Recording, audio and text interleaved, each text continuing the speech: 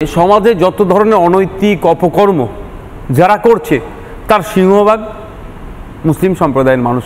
বড় কথা বলছেন, মানে বাংলায় যারা ক্রিমিনাল অ্যাক্টিভিটি, অপকর্ম, এই সমস্ত কিছুর সিংহভাগ মুসলিম। আপনি নিজে স্বীকার করছেন।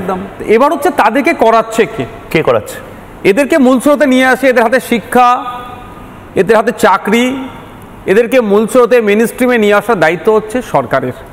দুর্ভাগ্য, সাচার কমিটির রিপোর্ট যখন পাবলিশ হয়েছিল, মমতা ব্যানার্জি মহাশয় অনেক গল্প শুনিয়েছিলেন যে ক্ষমতায় আসলে মাইনরিটিদের এই হবে সেই হবে, চাকরি, শিক্ষা, স্বাস্থ্য, কর্মসংস্থানে আমূল পরিবর্তন হবে, অনেক এরা এগিয়ে যাবে, অনেক গল্প শোনালো। কিন্তু এখন যদি দেখা যায় পশ্চিমবাংলা সরকারের যে সরকারি কর্মচারী আছে 1% সেখানে মুসলিমদের চিহ্ন খুঁজে পাওয়া দুষ্কর হবে।